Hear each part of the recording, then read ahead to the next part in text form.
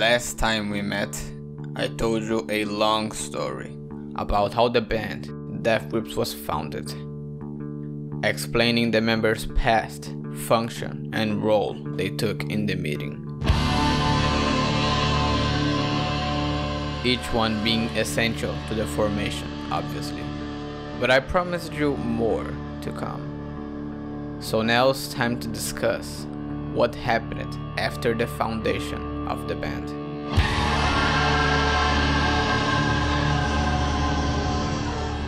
Join me as I document their road in the music lane, innovating and shocking all the way through the path of Death Grips.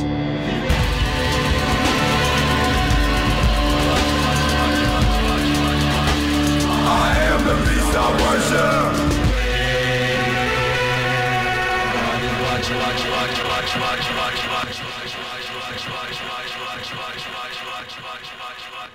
After the group was formed but not yet solidified, Death Grips went on wait to release another project, while Zach kept on doing his workaholic stuff. Post-release of the previously covered EP wasn't groundbreaking. Despite the sound they've introduced us with, Zach could only get promotion so far with an EP which content is so polarizing and boundary challenging. The other members had even less promotional aim. They needed a full project, a showcase of their potential put in a full-length release. And so they did, as Ex-Military was released in April 25th, 2011. His method of release was to simply drop a .zip file with track listing this time around in their official website, thirdwords.net, previously a Bandcamp subdirectory. Despite being planned for his release to be handled by Death Bomb Arc, which were pushed to refuse it over certain issues. These were mysterious times, as most of the members weren't even named back then, and the band included Mexican Girl as a member, as well as Info Warrior, who participated in co-music and video production. Both weren't mentioned by the band in any other release. The cover contains a shirtless man sharing many similarities to Stefan, but not being him. Some other pictures happened to be found by the Death Grips subreddit, and claims to know the man's identity. Regardless, this picture was held by one of Death Grips' members for years, as some sort of symbol of power or luck, and it certainly fits the jungle, primitive sounds the album bombards the listener with.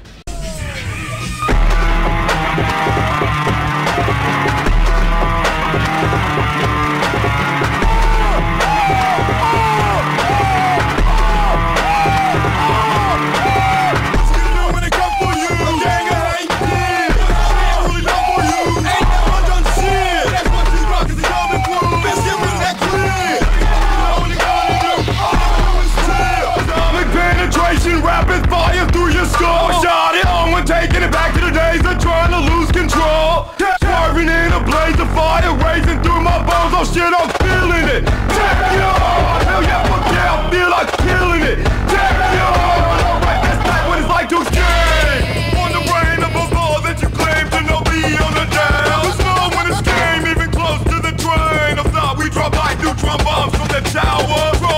Their most famous song. Can't really see why.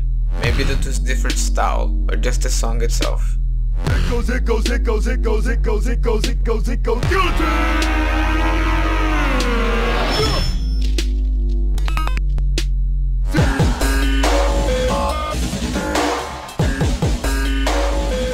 This track holds an interesting story to it, due to the music video. A while ago, the music video for this track featured a tombstone with porn playing in it, with a wig effect blurring it out of YouTube's radar, which didn't work very well, as the video was striked for sexual content a while back. And that's how it works to them. They'll feel like adding some abstract message in their porn video playing on a tombstone and upload it to YouTube, they fucking will. One thing is certain, Death Grips is not accessible for everyone. That's not a discussion. But, considering how their music varies in genres and styles, there is a Death Grips track for everyone.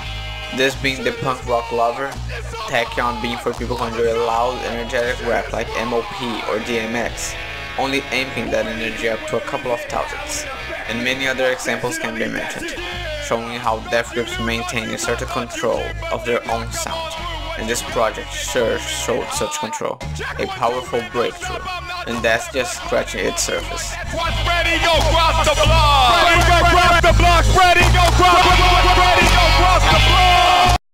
Sampling, just like the previous project, remains sinister, obscure, and very random, but now at an even bigger list, which makes this album almost impossible to get clear due to how many samples were blatantly used.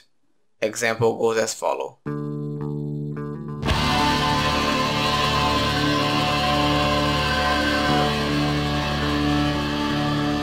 I don't want to take my time going to work. I got a motorcycle and a sleeping bag and 10 or 15 girls. What the hell I want to go off and go to work for? The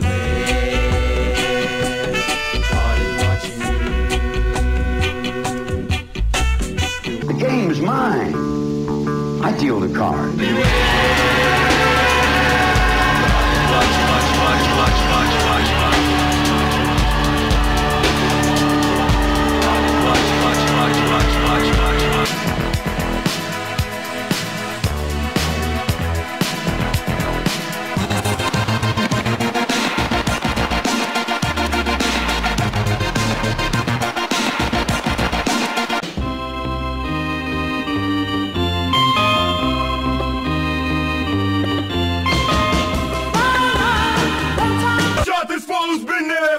To understand what it feels like to have your rights read to you, father.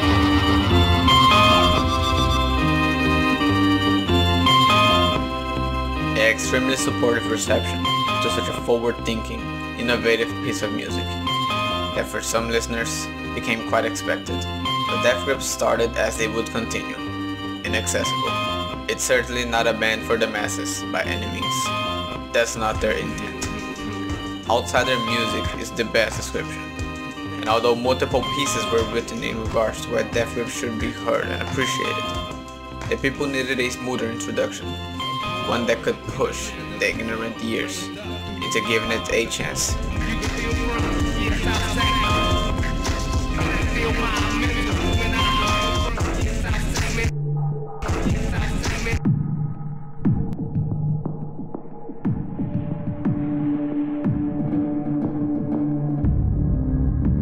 And in June 20 of 2011, two Death Grips' tracks were uploaded to Daft Punk's Arc Singles Club and sold separately as a tape limited to 600 units, named Live from Death Valley. Both tracks amounting to almost 3 minutes, a really outstandingly energetic 3 minutes. Bones the killer, Bones the killer, Bones the killer. Bones the killer, Bones the killer, Bones the killer.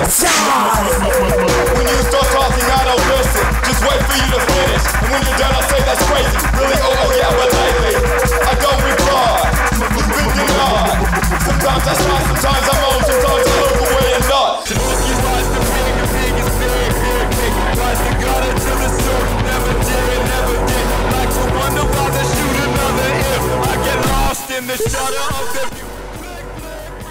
Titled to be perceived as a live recording, its sound quality makes it seem like it was recorded in a studio, without proper mastering. Heavy bass overtakes Wright's vocals in the track Fired Up, while the other track features production very reminiscent of their upcoming album, maybe foreshadowing or just made in the right time.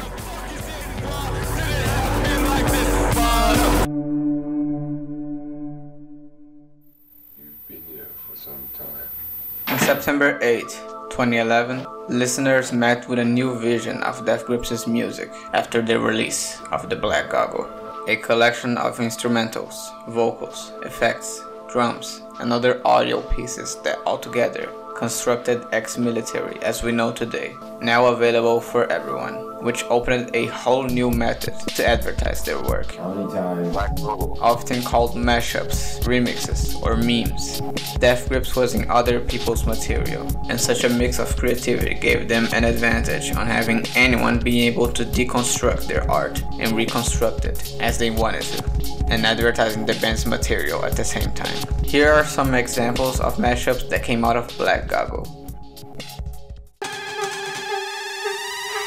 I close my eyes and seize it. I clench my fist and beat it. I light my torch pleasure. I close my eyes and seize it. Cause all I really need is some cool shit to mob, like driving down the street to the beat of a blowjob. Yo. 666 atomic penetration, rapid fire through your skull. Shot it on, we're taking it back to the days of trying to lose control. Leaving the jungle into the Matrix ghetto, we enter the bank of digital madness, named The Money Store. Teased with the music video for Blackjack in February 7th, then Get Got in February 27th, as well as the news that Death Grips signed a record deal with Epic Records, major record label, owned by Sony Music Entertainment, being the label that gathered artists like Michael Jackson, Outkast, Mariah Carey, and many more. For a label of such size to accept Death Grips with open arms and such interest like they did, it was surely surprising. And then, it paid off. Releasing April 24th of 2012, the cover features art by Sua Yo, depicting a couple, seemingly BDSM lovers, just standing awkwardly. As the badly shaved girl takes a breath on her cigar, her naked partner just holds a bag of sticks, chained by the smoker. Death Grips scratched in between her breasts. I wouldn't call this a proper picture for the album it covers. Maybe just the same level of weirdness, but not the same weirdness. As many people thought they've got the best of what Death Grips could offer with Ex-Military, The Money Store blows their minds and the minds of everyone who can get a proper grip of the bass drop and Get Got.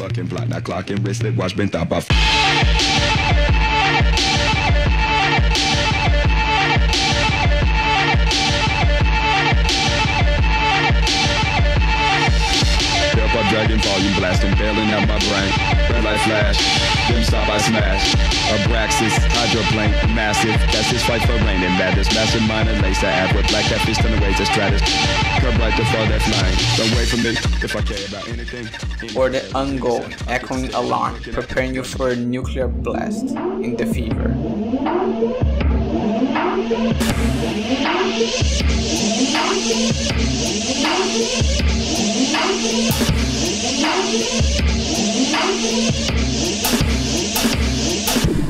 How'd you know? So I would tell you that shit go. Can't prevent. Said it. Slow road into some place. Roll so deviated, shut them blow on. Slow go dry. Go, go. Hey, hey, know what I'm saying? And it doesn't stop there. Time to scrape it, slide. Wasting my life and all those days there. Back it up. I don't. Heartbeat too fast? I can hear it. Red's voice echoing inside a brainless mind as if it was being reversed and overlaid with television. The weird mix we didn't know we needed.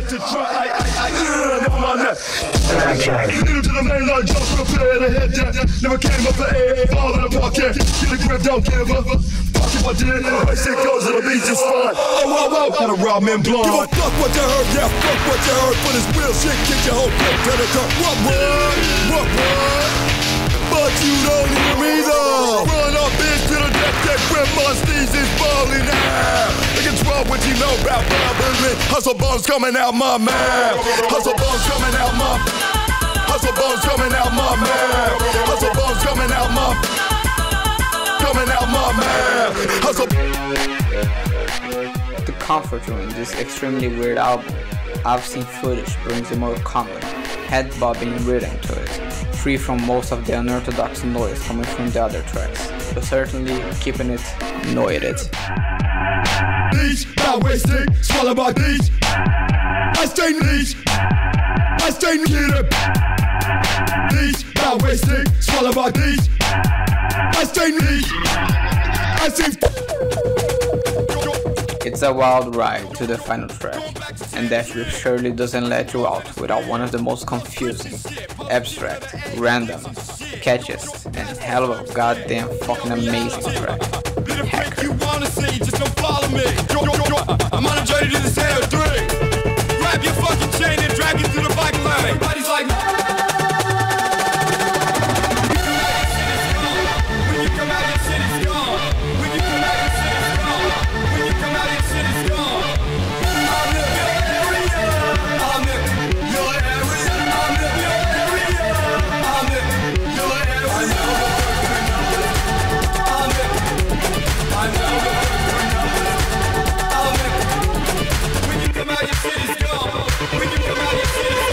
a JPEG to the head.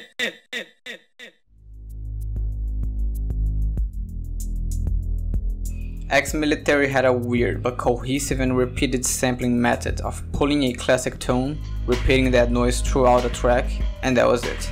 This project, however, has some of the wildest sampling ever. A whole video about the tracks this album samples could exist, and it does exist. Still, here's some examples.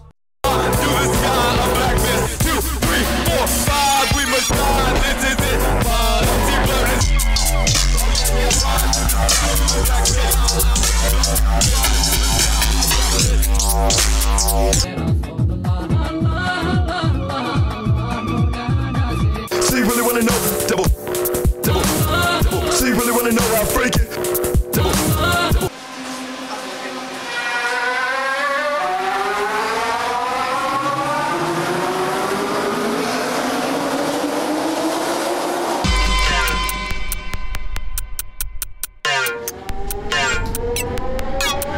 Yeah, we.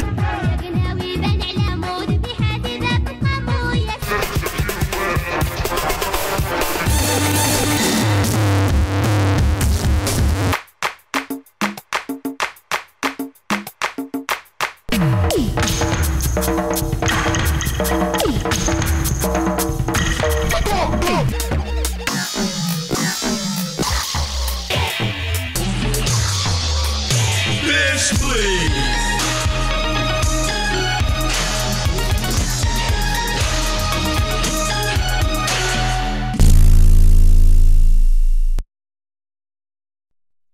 Have your expectations set high by Ex-Military, and see Death Grips mercilessly stomping on them. The Money Store found its way into setting the new benchmark for industrial experimental rap, way higher than it ever was, and pinned the best quality to such style of music of the second millennium. And critics sure didn't hold back at giving this piece the praise it deserved, and a bit more of it. Remarkably, a man that was known for his reviews stepped on, set an easel for this magnificent piece of art, and reviewed the project. Hi everyone. Anthony Fantano. Death Grips, The Money Store, is that successfully reinvented image of the villain, or just villainy in general. I'm loving this record. Freaking loving this record. Freaking loving this record. Can't really say much else about it. Kind of feeling a strong 9 to a 10. Giving it his first 10 out of 10 in the history of the needle drop. Such a moment cannot be understated. After the release of The Money Store, Death Grips found itself in the leash of record labels, promoting the album and preparing to tour its way into getting the news widespread. Surely a band like Death Grips wouldn't like to be the dog from the cover of The Money Store, especially once they felt like doing something else. So after adding dates to their world tour in April 4th, they attended the first dates in the Glass House and Coachella, but failed to show up on the rest. From the Sacramento Electronic Music Festival on the 5th of May to Triple Rock in June 21st. Interviews deemed a waste of time, especially on the absence of Andy. Why? For the sake of no love. According to their post on Facebook, the upcoming album the band planned on releasing fall 2012, as their sticker in the Money Store shows, was priority.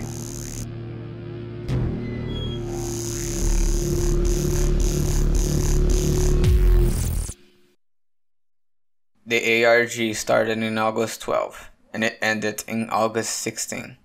Discoveries? A unmastered copy of The Money Store in FLAC format, and all instrumentals from the album. Time was wasted, but rewards made it worth.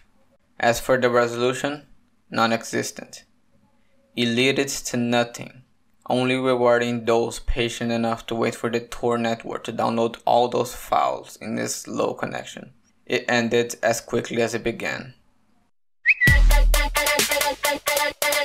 Can it break it down? Can it break it down? At Death Grips was released in September 10 as part of the Adult Swim Singles Program 2012. the last track in the program, ending it with quite the interesting song. A dancey, space-sounding track with lyrics that imply perverse acts amongst many other things that ends the program in a surely memorable way, exposing their Twitter to everyone who saw the title, in a nice way to promote themselves.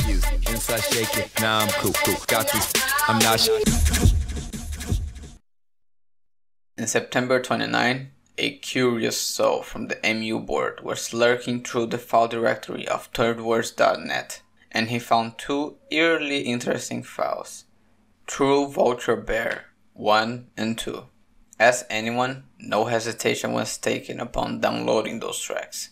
Death Grips claims we weren't supposed to see this, but we did anyway. The tracks themselves were almost exact copies of one another. Almost. Starting up with this sinister alarm before going to the fast-paced beat, and Wright takes no time to start his performance over it.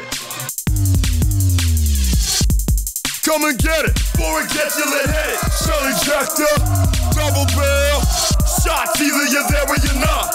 True Vulture, my man, why you want what I got? The money once it went down, on your brow 12 o'clock. Get down the hell drop, as your whole life. Flashes big for your eyes, if don't nobody know what. True Vulture, my man.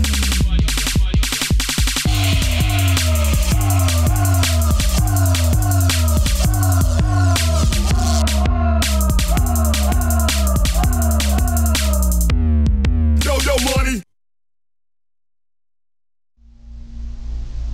Behind the scenes, the band wasn't happy. After narrowing 20 tracks down to 13, No Love was ready, and so was the band. The time was chosen, and the label knew that Death Grips wanted the album to come out fall 2012. Wanted so hard that a month of tours and promotional shows were thrown in the trash bin for the sake of the album's completion. But the label didn't feel like it's something important. As they put it, the release was better for next year sometime.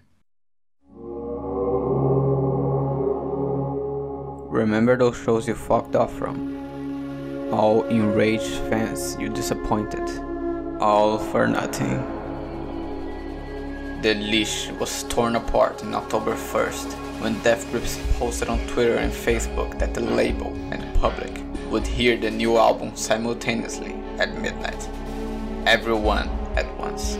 On October 1st, midnight, Pacific Standard Time, Zach Hughes' direct cock was exposed to every single fan around that time, as BitTorrent and third-party downloads were leaked by Death Grips themselves. The album, free for everyone. A recipe for disaster. And such is what followed as the world vibrated with the heavy bass and breathless screams of Come Up and Get Me.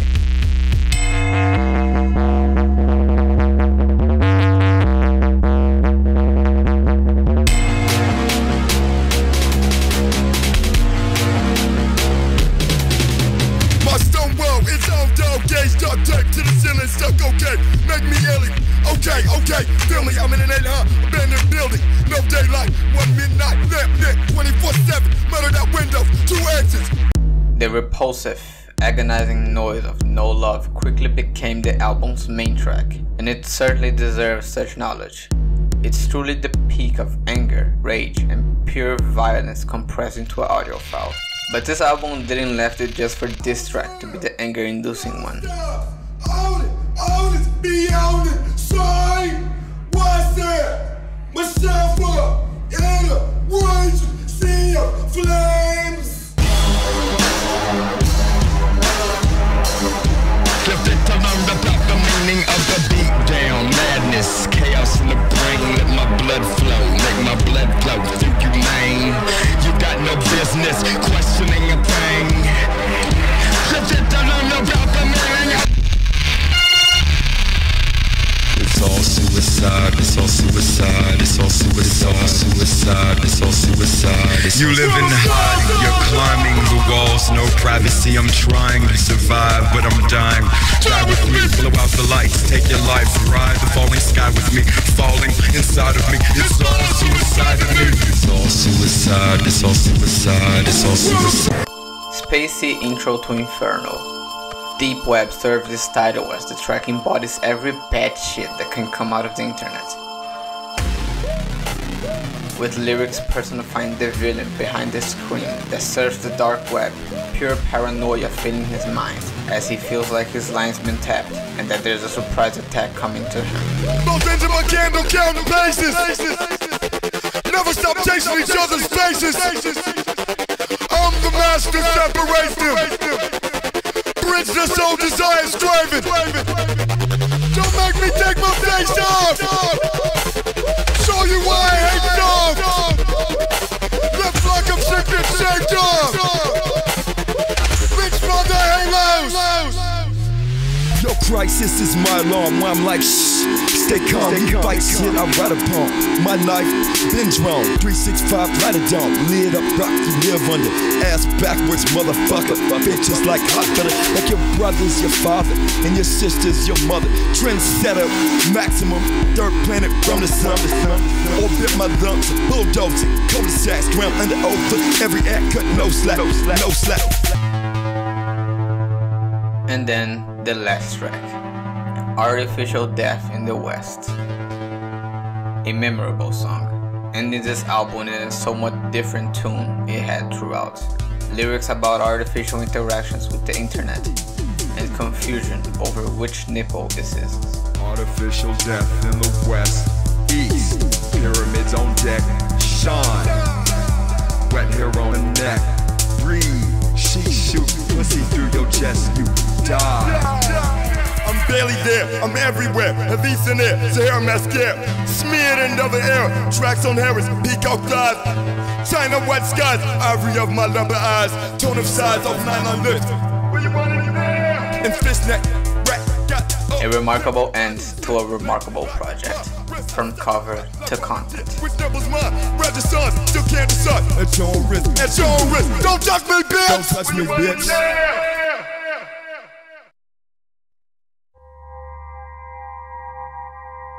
But with severe acts comes severe consequences. While all of us enjoyed the premature release, Epic was staining the carpet as each download meant a lost sale and thus lost money. Death Grips defied their position as decision makers, and this brought cost to both parties. But as they themselves put it, I wrote the nickels. The game's mine. I do the cards. ThirdWords.net crashed with the overwhelming traffic coming from the download of the album. Death Grips, however, accused Epic of taking the site down to stop the downloads. Most likely not true, just vilifying the company. Times went on. Shit was done and there was no coming back from it. So they moved on calmly, to 4 days later having a couple of beautiful saying that what Death Grips track is hard. Beautiful remixes of Björk's work release, with the tracks Sacrifice and Thunderbolt. Sacrifice clearly sampling the old Full Moon track from the Death Grips EP, that in itself samples Goofy Respect from Zach Hill.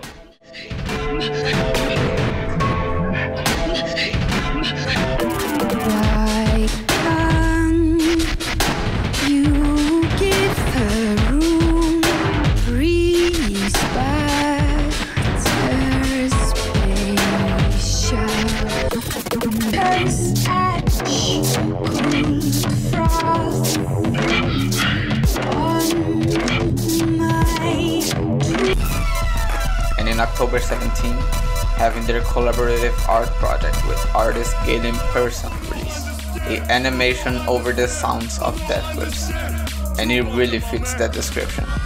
Only instance where I'd call the dog mask from the money store cute.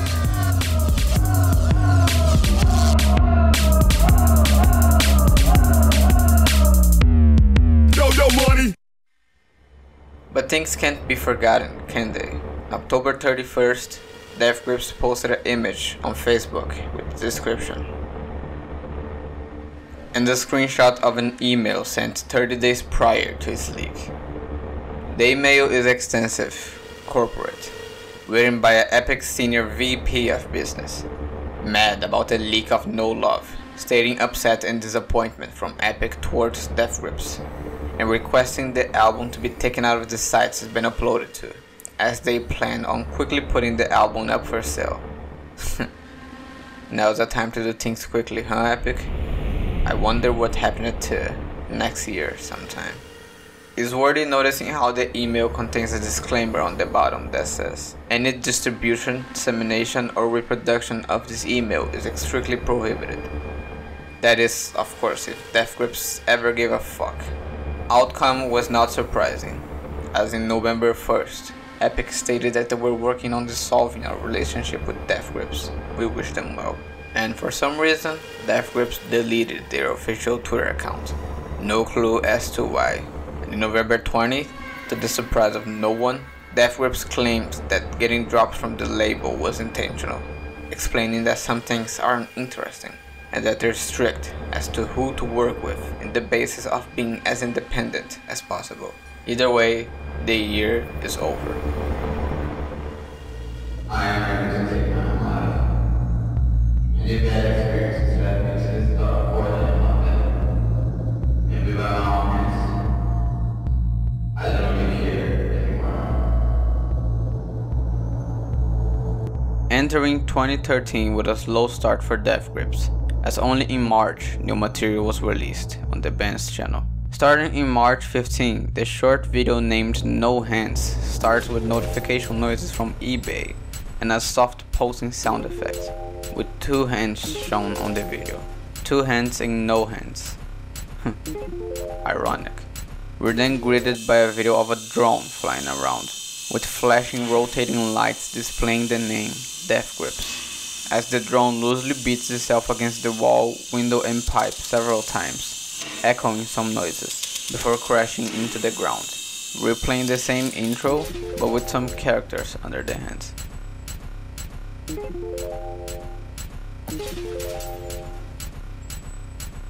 Then No Hands 2 comes along. Same intro, but a extremely loud sound coming after the intro and a terrible quality camera recording. As the video goes on though, it becomes clear that it's just Death Grips practicing a song to play live. Interestingly, the song and album it featured wasn't released until 2 years and 16 days in the future. This is also the video with the lowest intro and outro. A nice touch getting people to raise their volumes just to have their ears broken like mirrors.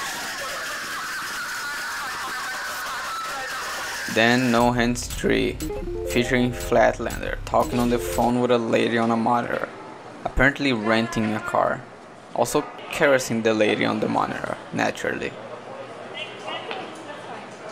And once a beat plays, the outro comes. No Hands 4. This time, we're taken to the eyes of Zach Hill, as the band practices Lil Boy from No Love Deep Web, and nothing much more than that.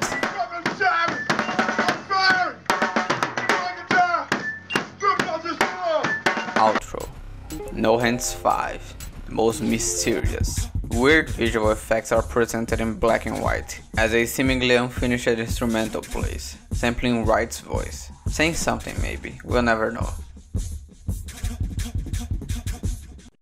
Now, before we jump in the last episode of the No Hands series, some context should be given. No Hands features videos the band recorded on their way into South by Southwest, SXXW for short. Their first-person perspective recorded to the lens of text similar to Google Glasses, hence why No Hands, as they weren't used to record the videos. The outro text is DXDG on the font Giddy Up STD, referring to the band going to South by Southwest with their own initials. According to YouTube metadata, all videos, except the last one, were uploaded mere seconds after each other, lacking 1 minute to 3 PM of March 15, just to then reach the end of the series in March 20.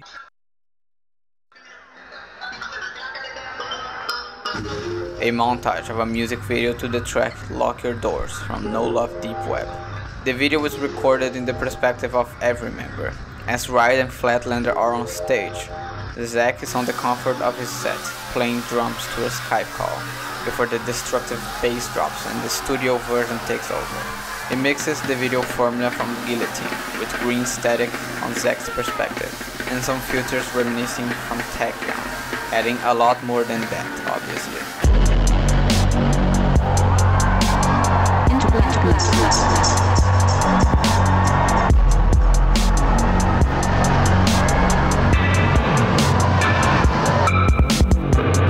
Jumping ahead to what seems to be a movie in the works, an idea by Zack Hill that will include Death Grips in the soundtrack.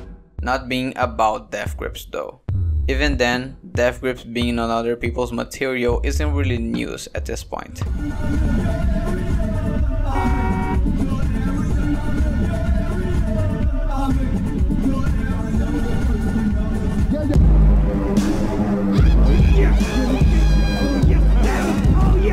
Crusher powder. It is. It's a short but intense high.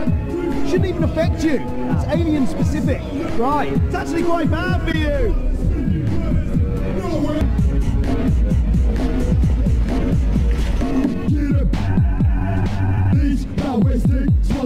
Just to be dealt with by the but as the setting sun shines golden on his youthful face, he just says, "We feel we have to kill them." Alice Fordham, NPR News, Mahana Village, Iraq.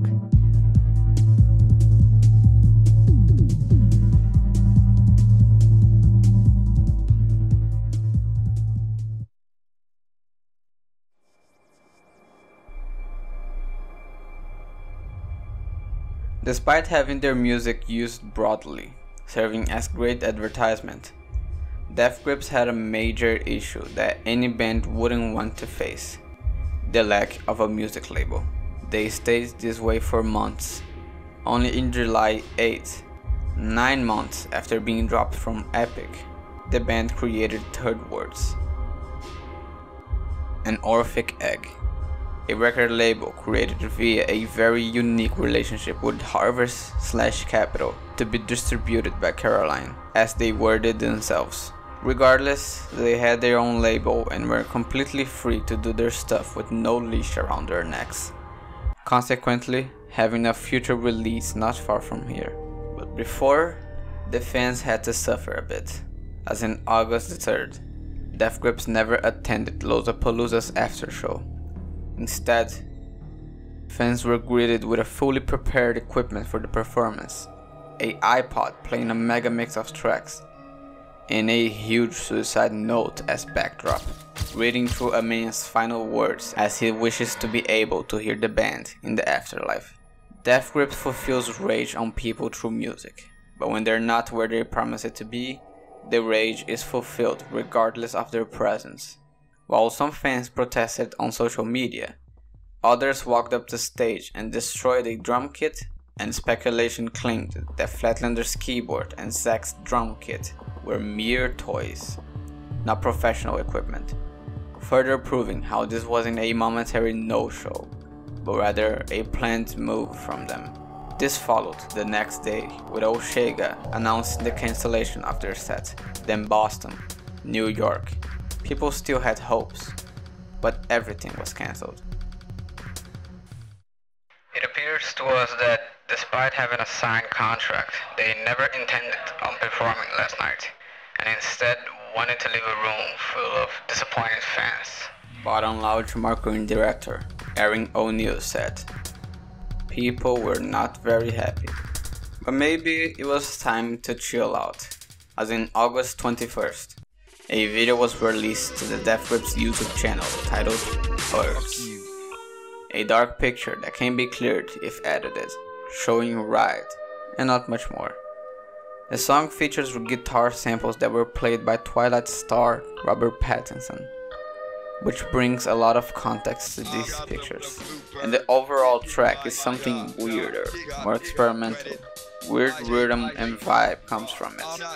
And that would only go worse, as in November 13, Government Plates was released, freely.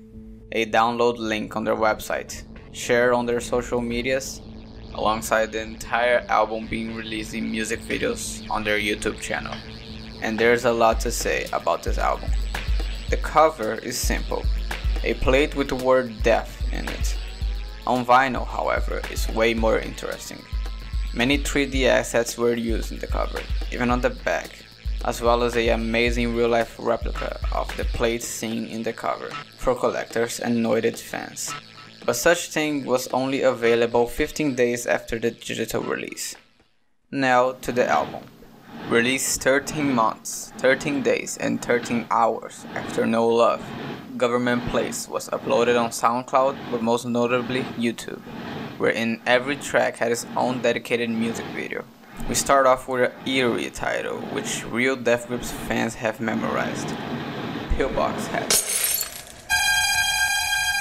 Glass shattering brings us to a very close view of Stefan's face, displaying a series of emotions, from serious to happy to angry to straight up menacing, all around maniac looking. And this goes on for the whole music video.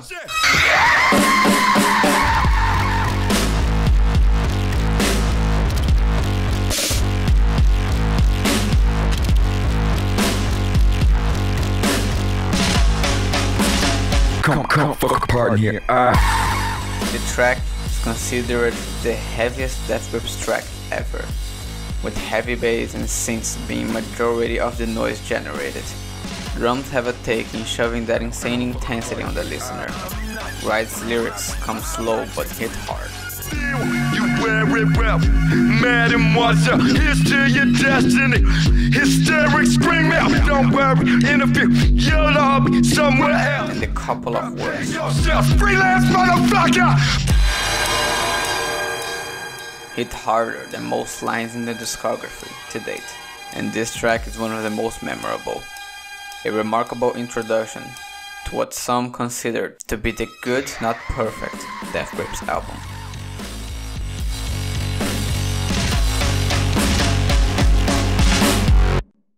Next, music videos features third-party 3D rendered objects like a yellow skull, a grey sperm-looking worm, meds and pills falling into a black void, and a security camera, all credited on the model license link on the description, and moving in ways that don't fit the song they're being played to, and it gives this absolutely unsettling feel to it. And the 3D rendered objects go on to the last track, but let's not get ahead of ourselves. The track has a spacey intro, with Wright repeating some verses until the real bass drops.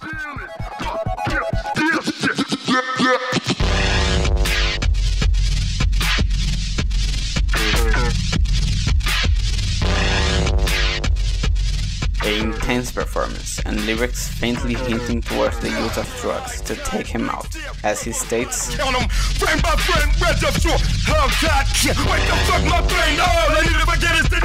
getting towards the theory this album portrays, that will be explained once we reach the end.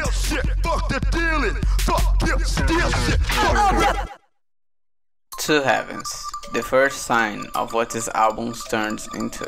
A sinister intro taken into a drum-based instrumental and other sounds further on. Once I'll make you my bitch. I'm on my way, yeah! I'm on my way, yeah! I'm on my way, yeah! Repetitive lines and a lack of vocal input from Wright, as the lyrics are very short, causing most of the song to consist of a hook, and the rest of a total of 13 lines. Not a lot. Don't get me wrong, it's a trippy, interesting track to listen to, but the lacking vocal performance makes it repetitive and kind of boring to go through. Well, if that's your mentality, I'll let you know that the next track, This is Violence Now!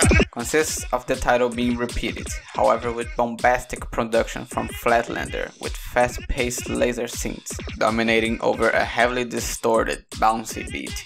Overly instrumental, but a great instrumental. Problem comes with the fact that the next tracks are overly instrumental, only featuring some vocal samples from Wright or other sources. And as some felt like turning off the album, but decided to stay since it was almost over. Whatever I want, said, fuck who's watching.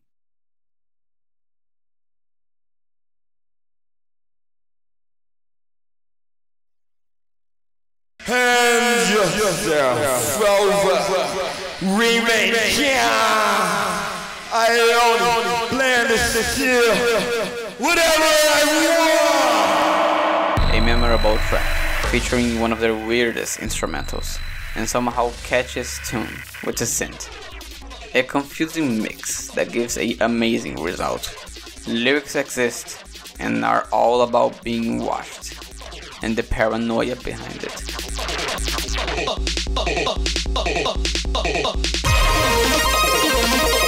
Fuck is watching.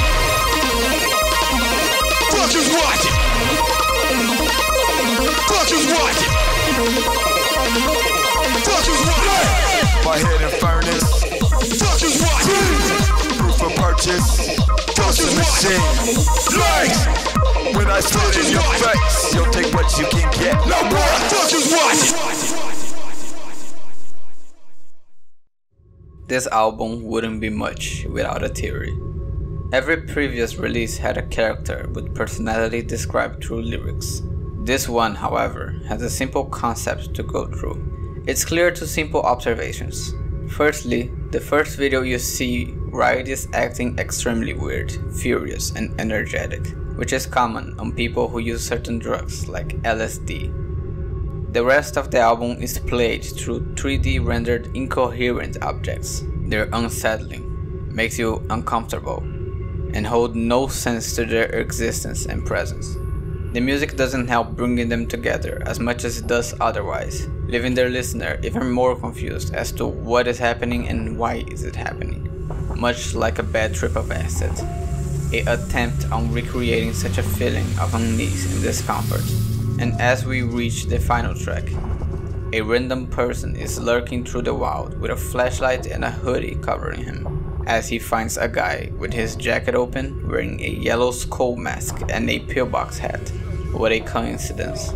This guy catches your attention and while aggressive once you come too close to him, seems to be leading you somewhere, and him being the only living thing in this place, you follow his lead.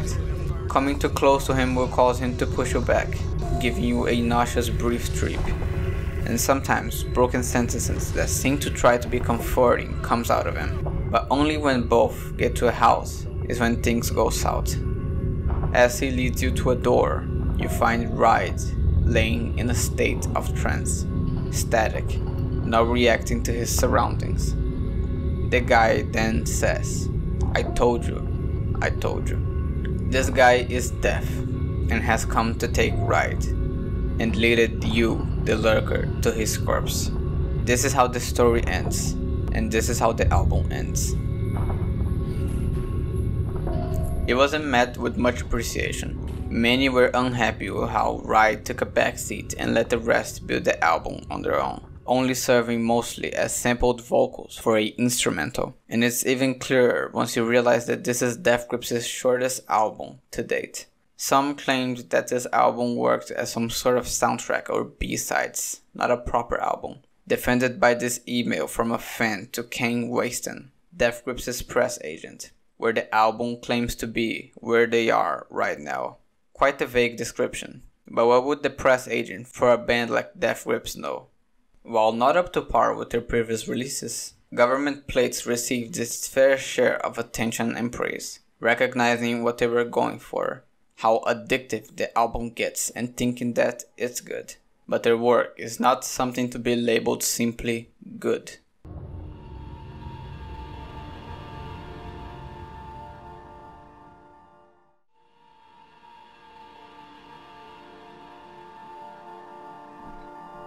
Starting 2014 off well, with Government Plates being on iTunes and Spotify on January 14. Zach saying that a new album is being recorded as well as a movie being written in 19, same month. But only in March 15 is when Good Stuff was announced, as they tour with 9 Inch Nails and Soundgarden, going from July 19 to August 25th. Quite the sight for Death Grips fans. 2 months of touring in various places, reaching everyone capable of buying a ticket to see the madness up close alongside 9 Inch Nails. As fans were hyping themselves up, in June 8th, Death Grips announced they released the first half of a double album, entitled The Powers That Be. with the first half being named a sentence that most Death Grips fans are not allowed to say. Niggas on the moon.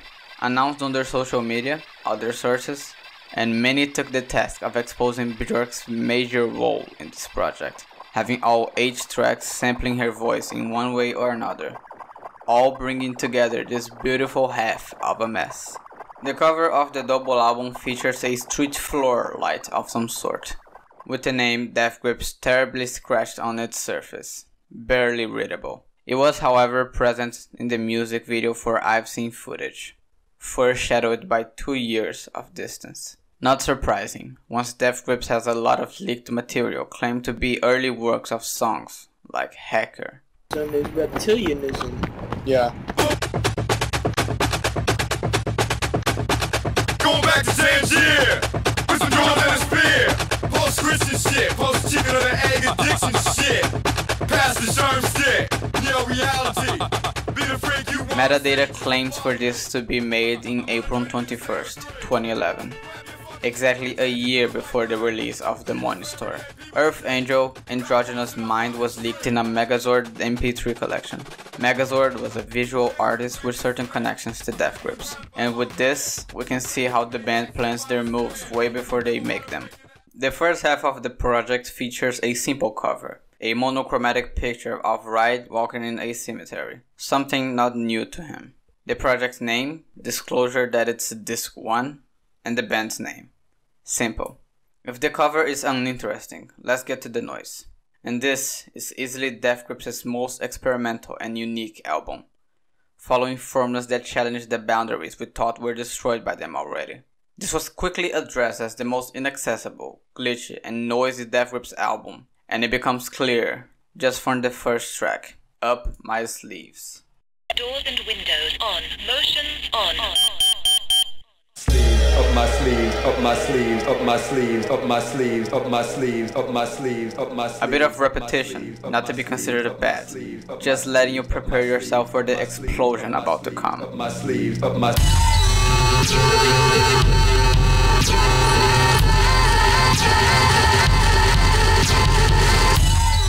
Pure electronic noises backed by faint vocals. A slow beat with clicking snares opening the door for Ride to invade, with what you've grown to expect. Up my sleeves never sounds like you meant it. Up my sleeves I'll take my life any way I can fetish. That's my fetish. That's it only as directed. That's it cause I got the queen's tits. But with more cohesive, understandable lyrics about suicide being temporary, nonsensically. The beat shifts sometimes to even weirder tones, and it's sure as hell to catch you off guard on first listening, only fitting preparation for what's about to come. I don't wanna fuck you back. Up my sleeves, how can we feel your bottom? Up my sleeves, nonsense, stick out. Up my sleeves, on my valley. Up my sleeves. The track smoothly and instantaneously transitions into the next, making a almost invisible bridge, if not for the different file names. Maybe the different drum scheme, upbeat instrumentation, and Björk sampling gives you more of an indication that the track playing now is Billy. Not really.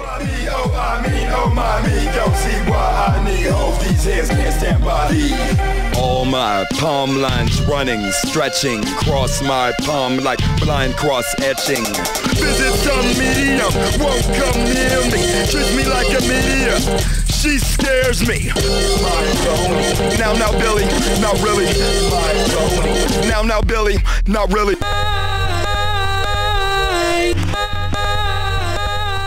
Have a sad come, baby. Works more like a spacey, weird instrumental. Something that sounds like it came straight off of government plates.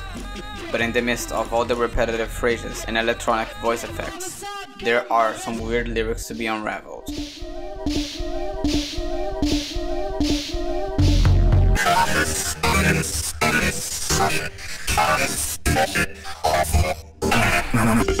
A lust-driven act is morbidly displayed on Fuck Me Out, a uncommon structure and rhythm to go along the song until the outro comes, when almost every line in the song has fuck included. Ain't worth shit now. Truth be told, fuck me out. Death, fuck, let's fuck. Just don't touch me. Just fuck me. Fuck me out. Why don't you just fuck me out? Big Dipper. Weird shit about to come. Matter for dollars, pull the slot, strip my hollers, buy a yacht. One for all for not. Denial pays A placebo. intro about some kind of Las Vegas lifestyle. Pull the slot, strip mall haulers, yacht. Then a hook where Ride claims to be everyone. I'm a bullshitter, I'm a shitty stripper, I'm a silhouette lifter, I'm a struck talk off kilter, I'm a bed bewildered, I'm a fucking downer, I'm a binge thinner, I'm a big dipper, I'm a bullshitter, I'm a shitty. All throughout the simple yet complex beat. And that's how the track becomes 3 minutes in. A whole 2-minute segment of Death Grips playing with the Bjork samples and distorting it in all the ways they want to.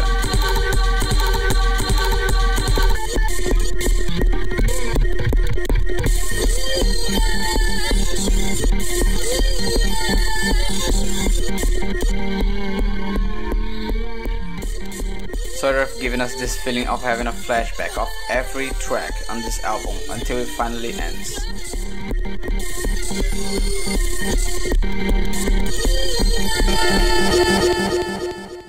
A unfinished project, only half of it available, and already blowing minds who limited the level of experimentation Death Grips could achieve, proving that boundaries are not only non-existent, but deemed beyond useless in the hands of this band. Some people were quick to share their thoughts on the first half, but what is their opinion worth once the project is unfinished?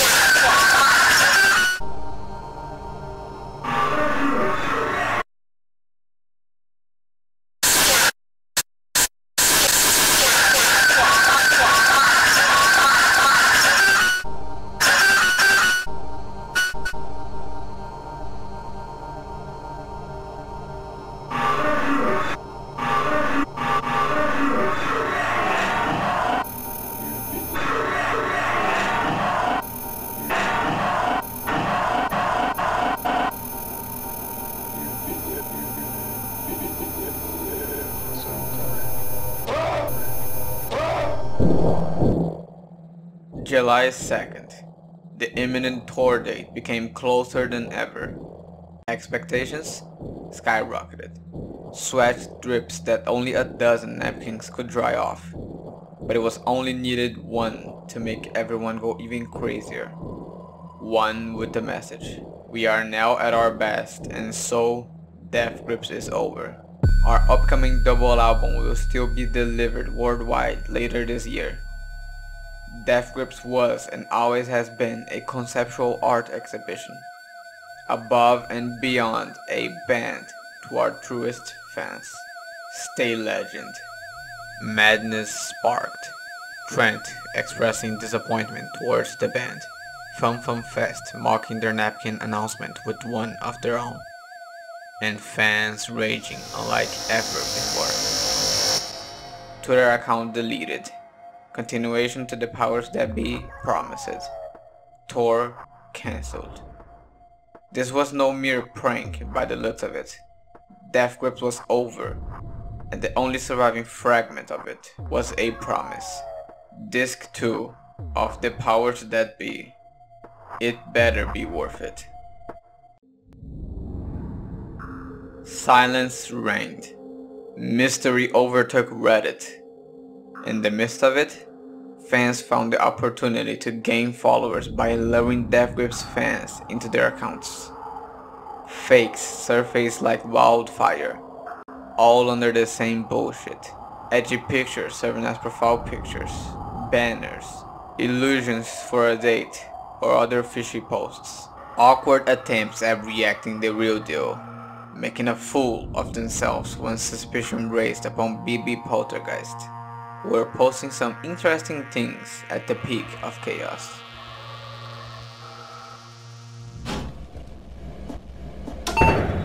Evidence 1, August 9th, JPEG.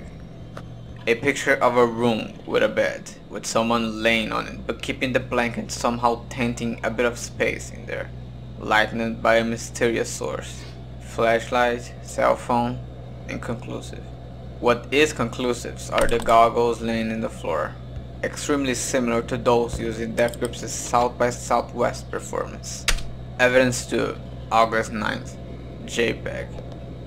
A picture of a seemingly 3D rendered basketball court, sponsors everywhere, with the Death Grips hoodie logo over the scoreboard. Nothing much to see here. And lastly, evidence 3, September 4th, text. A tweet with a simple, objective phrase.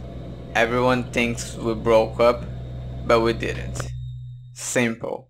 But does it hold enough substance to be classified as canon? It would take a while for us to discover. December 9th started with a weird sensation. A inanimate sensation that started with a pitch climbing grunt from MC Ride. Slowly being sided with a background synth, for it to later take full control into a full-on electric madness of a build-up. Complete madness being displayed on a falling Jumbotron into the melted court. And it began.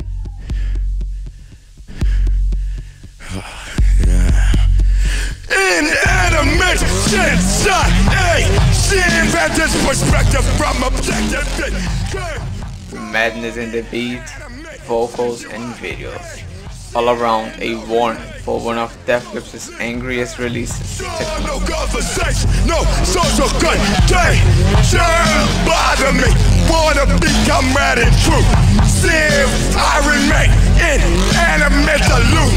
Skip, counterfeit, like no can do. Bitch, my. Even the whispers wouldn't escape the anger present in the track.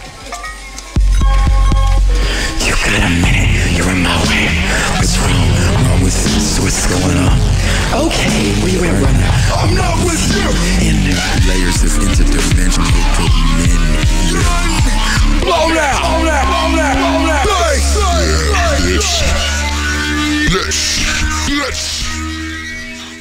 More than an amazing experience, this song reveals bigger heights to the intensity that Death Grips could achieve, alongside confirming the authenticity of the BB Poltergeist tour account, name of the upcoming release in the description, Jenny Death, and ultimately made the second half of the Powers That Be a relentless weight, and one that we should be dressed for.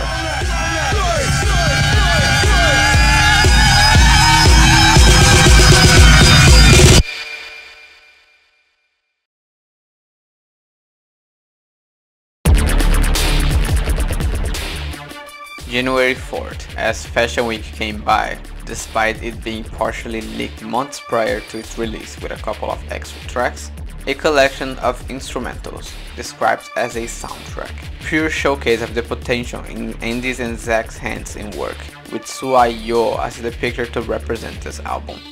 No ride to guide you through, and damn, is this a weird experience.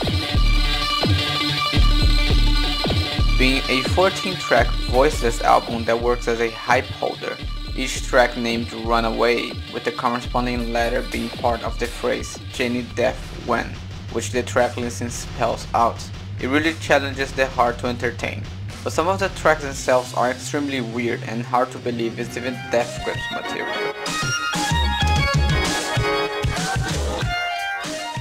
But yeah, you do get your occasional reminder.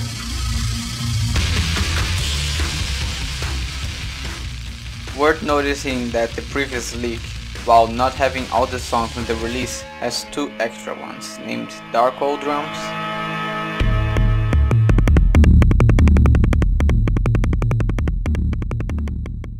and They Loop 6.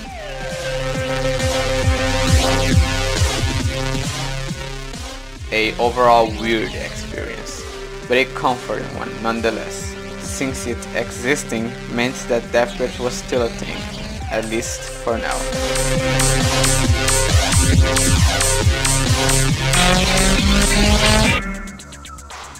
Now, artists tend to find good ways to advertise their albums and projects, like billboards, fucking benches and shit. Death Grips replies to a random tweet with their name in it announcing the date of release, pre-order, tour announcement, ironic, and tickets availability. It doesn't get any better, Crystal. So, concrete info was laid on the table. It only needed weight. And 6 days after, the fans received the new material, On GP, filmed inside a echo chamber with the members laying on the floor. On GP is the rawest performance the band ever gave, not because of the simple video, loud guitars, nor the pure drums, but because it reaches a personal side of the band that we've never seen before, with some of the most depressing lyrics. As Stefan says, he's fucking tired of the first soundtrack, nothing, everything, words for less stuff, words I serve love, they don't plus blood, wasn't what it is a plus blood, one dead stuff, brings a city stuff, freelancing stuff, tricks for see a time, then we will let you know when I get going for reaching blow. And halfway through, we get your orchestral synth, alongside raw drums and background guitar sounds.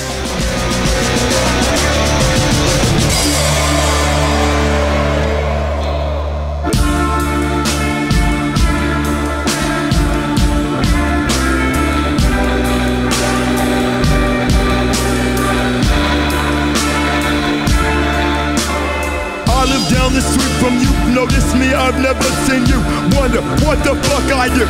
Listen up, you nosy bitch. Listen close, my most recent purchase, old black rope, gonna learn how tight. Hanging in my chamber, perfect reminder, a coat I made her. Come try it out whenever you want it. Last night, 3:30 in the morning, dead on my front porch, consider it's to take me with some hell, that's what you waiting for. Like a question, no one makes me turns around. As me as well, and these slurs, use at your own discretion. It's been a pleasure. Stop it. It's been a pleasure, Stefan. Is a line sure to be remembered in the minds of every fan to ever come across this track. And it surely took a toll on Reddit, as fans began to distress their feelings with how uncommonly personal the track is. But one thing it did better was hype the fuck out of Jenny Death. This was a historical release for any fan. Even if it didn't match with expectations, the presence of Unanimous Sensation and On GP would be enough to make it a huge hit. But the question remained, Jenny Death when? Well, closer than ever, as 4 days later, another track from Jenny Death was up. The title track from the double album, The Powers That Be. And really, it's yet another extreme to the experimentation, considered to be the loudest Death Grips track ever. A hell of a song. I can't know what I'm about to do. I can't know what I'm about to do.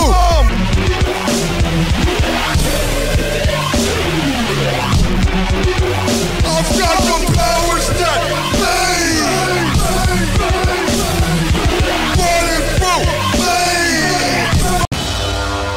be. Private mode isn't really that private, as in March 19, someone, somehow, obtained a copy of the second half, accessing the whole album, and sharing it with the world.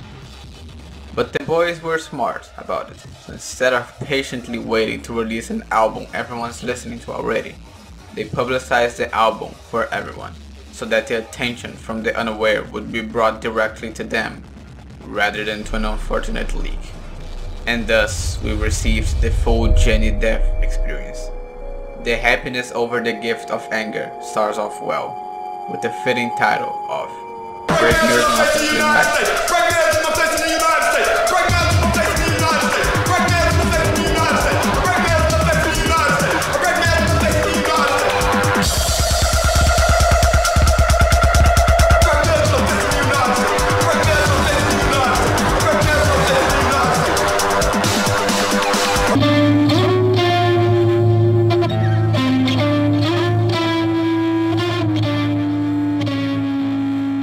lazy ass guitars are getting me turned off.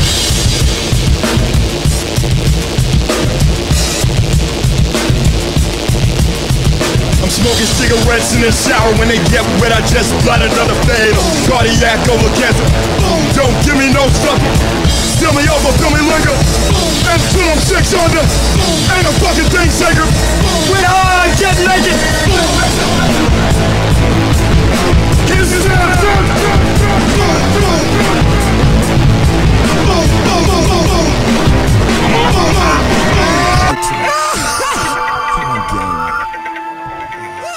Why a bitch got a life?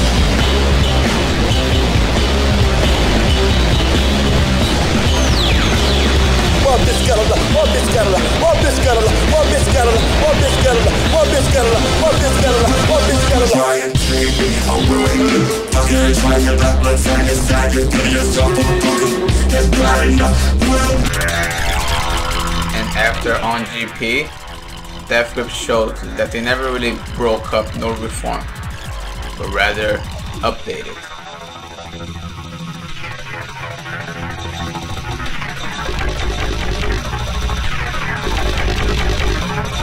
Uploaded over a leak, and in March 31st, sold physically, as it should.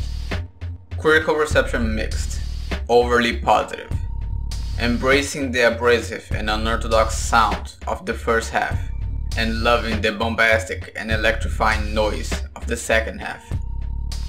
A double album that fails to mirror each half, but succeeds in making a hell of an experience for anyone to come across.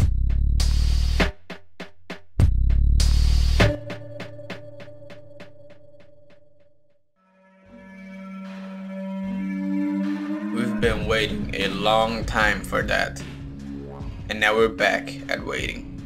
What will be the next main entry in the band's discography? A question that would soon be answered, but sometimes our main projects may need a break for our creative input to shine. And with that in mind, a collaborative creation between Flatlander and Zach Hill was titled The IL Wise, and a release surfaced in June 5th named I've Always Been Good at True Love. A softer sound, comparable to Zach's previous solo material, with a more laid-back production and low vocals to fill the songs.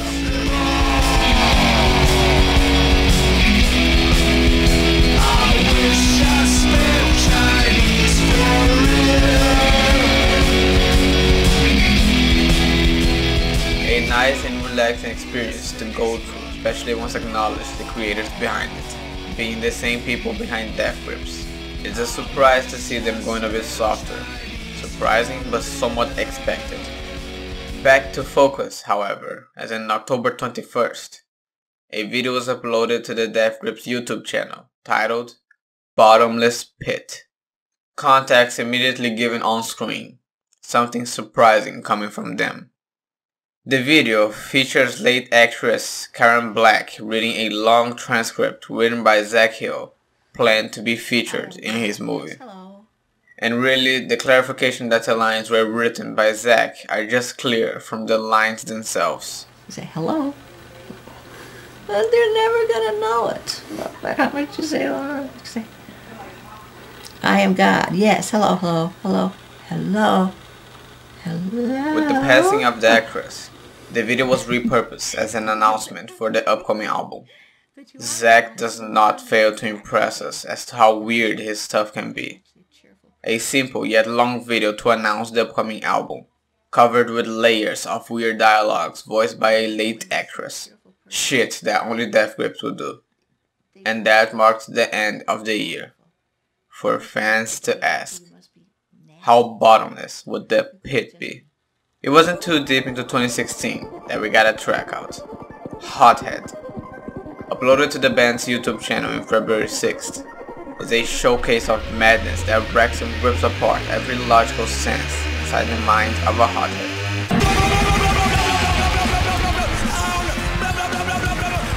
Audible through the reckless screams of. After that, however, the track goes on nicely.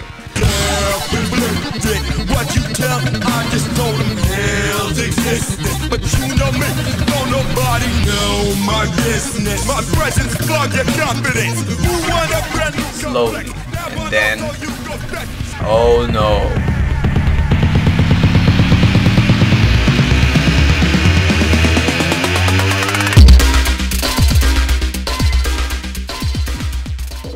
In classic Death Grips fashion, an instrumental album was released to tease fans prior to the release of the full LP. Interview 2016 was released in March 13, and unlike Fashion Week, the instrumentals in here are way more industrial and go through various styles in each track, having more variety to them.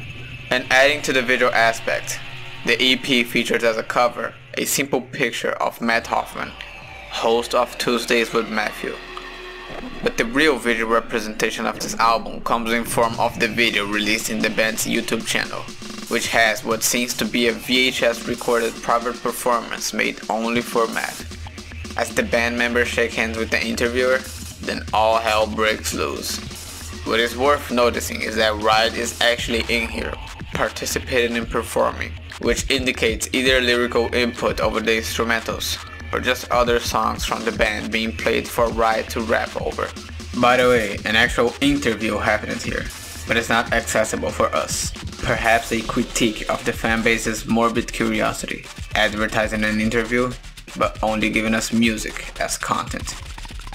Fucking amazing. And 5 days later, in March 18, the band released the cover and back cover of the upcoming album, which displayed a woman, disputably Mexican girl, smiling behind a couple of circle white spheres. Balloons, light bulbs, it's up to you. Maybe balloons over the remaining of what seems to be hot glue. And in the back, the words very shallow listening, alongside tracks like Trash, Spikes, and signs for release not far from the current date. But it wouldn't be till next month, April 19, that we got the release date confirmed, alongside a lyric sheet and pre-order options. Hard to hold back the offered lyrics and have the experience spoiled. But seeing some of it wouldn't hurt. It's not like we'd understand them being shouted by Ride. The lyrics worked beyond the gruesome and cryptic lyricism that every album was shrouded in, with the track Trash name-dropping things like Vivo ads and Comcast in a way unseen since Hacker. Maybe an indication of what many would label this album upon its release. We had the cover, back cover and lyrics. Now we just needed the sound, which was scheduled. Not that it mattered for the person who noticed that there were more tracks listed than tracks public in the band's SoundCloud, and somehow managed to have and entirely leak the private scheduled tracks into the public, free for everyone. Another fail to the band, this time under the hands of Failman. It seems like Death Grips can't hold their songs for the date announced, as almost all of their projects post to no love have been targeted for premature enjoyment and disregard for scheduled dates. But unlike with Jenny Death, releasing the album shortly after the leak didn't seem like an option, since the date of release was held. No tracks were held back from being leaked, and the pre-orders could listen to the album even earlier than they thought. But some thought it was worth waiting for the official release, and the people on Reddit sure tried not to spoil the experience even more. Their patience, questionably rewarded.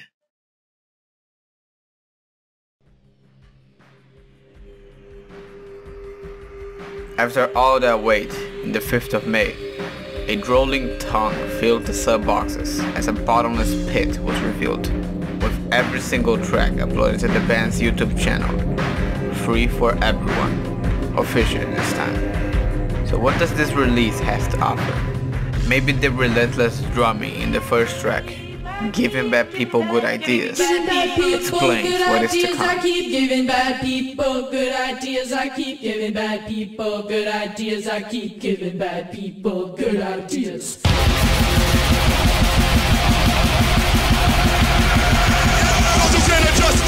Dismantle, press, operating minus movers, muscle move to dust, dragon, tracer, Auschwitz, murder, ask the one that made that matter, this like genocide. Or the epileptic sense of spite.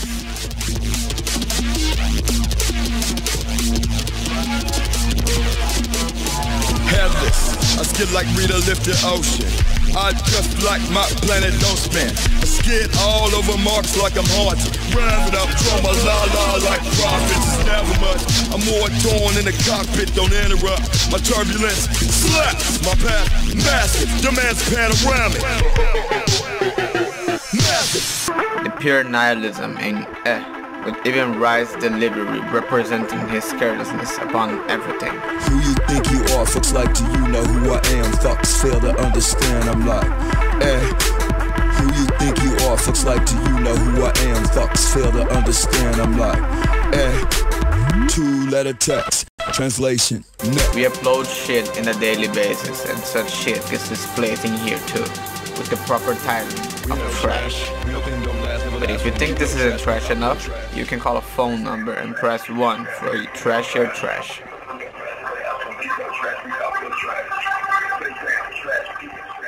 And to end things up, the title track has no mercy on finishing this as loud as possible. I'm a fucking drug, blood your circles with my hooks, I step you fast. I'll fuck you in half, my days go too far. I hate you, I hate you cold. My hate crush your shoulders, but you feel me in your liver. My feeling was on the blister, all corruption and rupture. My leg approaches fucker, I'll feast on you. I'll fuck you in half. I'll fuck you in half. I'll fuck you in half. I'll fuck you in half.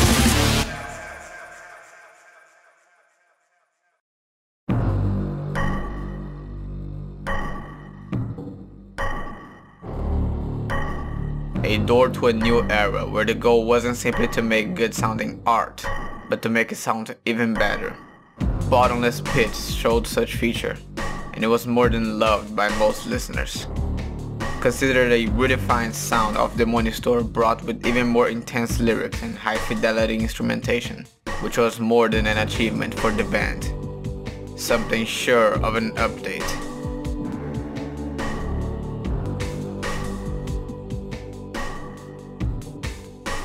Later in the month, in May 30, a single was released into their SoundCloud and YouTube, More Than the Ferry, featuring Les Claypool on the bass. A fast-paced, insane track that dares to elevate the pitch in Wright's vocals. Make that bass go. Make that bass go. Make that bass go. Make that bass. I got my hands on this bitch and graduate the Also a feature? This is new. Not something we see really. Besides Rob's guitar and birds and pitchworking niggas on the moon, we haven't seen many direct features. A few remixes however, like Prodigy's Firestarter that uses the beat from No Love's Word of Dogs, and for Death Grips featuring in other people's work officially, only In the Bugs Fuck a Bitch for his album Angels and Devils, of which, upon request from The Bug, received a reply from the band rapping a verse from King alongside Fuck Yeah.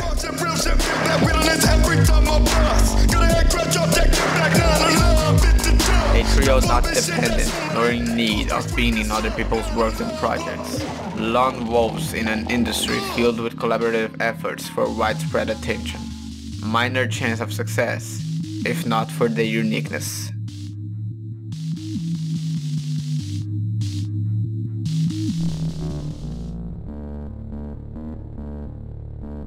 Content with the album, the boys left social media once more to work on whatever's next.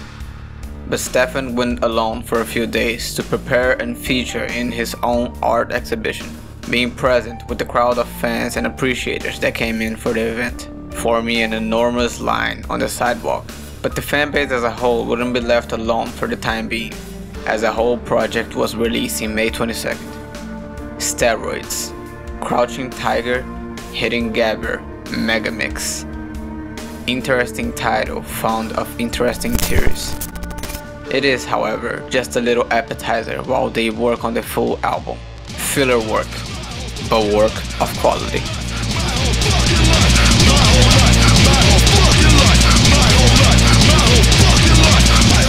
With no tracks to go through, a listener is subjected to a mandatory sit-through. One straightforward experience, with smooth transitions that further improve the enjoyment of the project as a whole.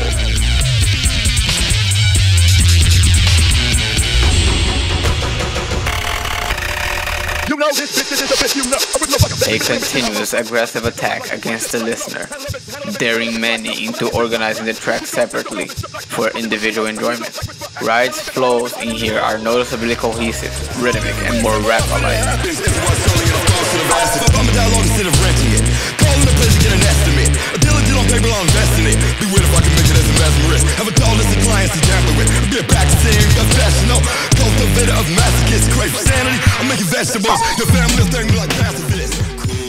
And so are some of the instrumentals, yet maintaining and raising the experimentation and anger-inducing loudness as the aspects of gabber entice the speed and sense of urgency of every track, almost reaching speedcore or extra tone in certain points of the mix.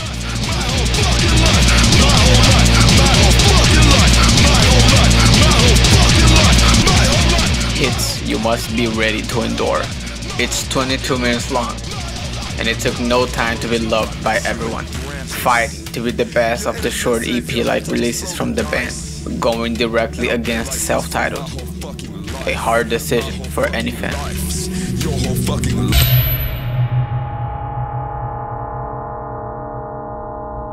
But the year was still going, and nothing was being said aside from the new YLY's album. But on the band's front, silence reigned. But once used to silence, any sound that comes way louder. And as of September 4th, inspired by a random user, the band started a brand new meme by simply posting a phrase on Twitter and sharing the echoes of everyone who repeated it. The phrase is simple: Death Grips is online. A spree that took 2 days to reach Twitter's tweet limitation, an interaction from fan to band, and one that marked the lack of action with a lot of it, holding 4 days of torture for those with tweet notifications turned on, holding meaning for a while, as such event wouldn't go off with no reason, murdering the silence as loudly as possible.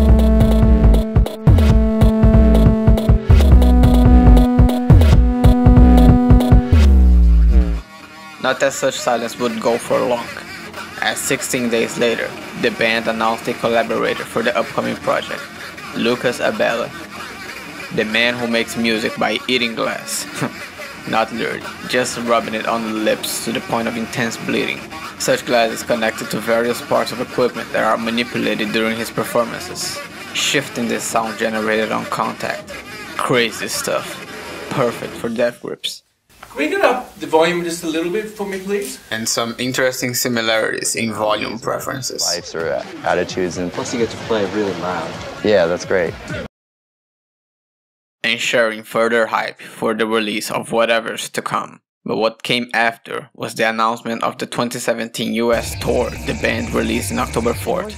The announcement was narrated by a text-to-speech as an electronic drum solo was being played in the background, which was fully uploaded 7 days later, in October 11th. The video shows the band performing live with various laser lights in their gloves, making a hell of a light show in the rehearsal room. So imagine it live, and if this video taught us anything...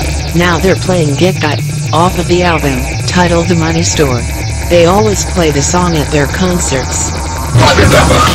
Then comes silence once again, but well, November 1st was met with yet another session of retweeting as much as possible. Something that would become expected but extremely random, as fans would only know once it started. Returning once more in December 6th with a 4-posted tweet wherein the band printed a sticker using their own font, however with the text saying Diarrhea G. Yeah. Last words of the year from the boys were, I don't have enough power. Nothing new from the band to post abstract or random tweets when the audience seeks for anything concrete. Just to be dealt with meaningless words. For the moment, that is. But the first words to open 2018 came in form of Death Grips promoting an app. A powder game. It's really good. The fuck? Jesus Christ, what the fuck, bro? What the fuck? I'll put a torch in here. Ooh! What the fuck? Alongside part 4 of the retweet spree, but more intense as whoever used the band's account defended the relentless spree against a guy who complained about it, surpassing the feat of September 2017, wherein another complaint of the meme was set as the account's profile picture, for mocking purposes, presumably. Once over, a chilling wait for update or news arrived, lasting 2 months for it to be announced in March 15 that yet another collaborator would be joining in this release, Andrew Addison, the director of Shrek and the Chronicles of Narnia. Pause. Nah, whatever.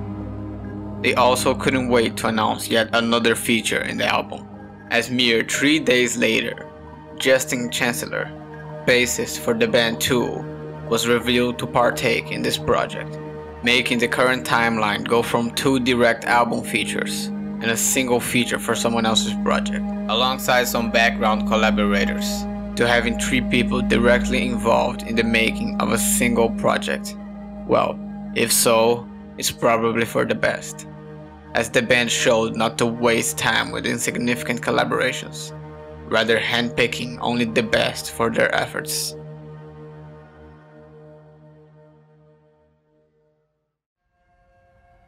It's weird.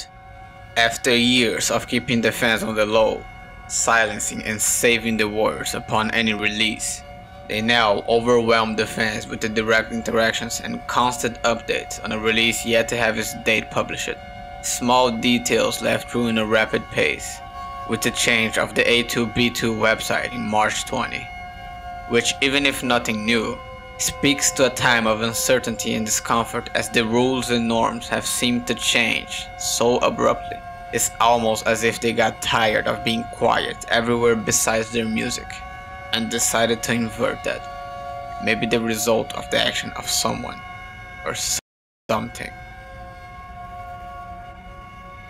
Someone snitched, and thus we enter Year of the Snitch. Finally announced and confirmed. 2 years in the wait, with a short appetizer to calm the fans down, finally led public. Not only that, but the next day, getting word from Lucas that he would release his recording sessions to the public as well. An amazing hype was established, and the fans could peacefully go back to phase 1, waiting. So many faces to include in this upcoming release. So many changes to be reckoned in comparison to everything else in their discography. What the fuck is coming? Perhaps the cover art, released in April 6th, has something of an answer to that. A table filled with what seems to be cock-thirsty glory holes, with tongue and lips reaching as far out as possible, waiting to be fed with whatever's thrown in there. Grotesque is a compliment for something this weird.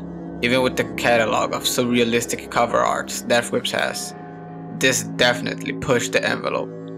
Bizarre, disgusting, perfect.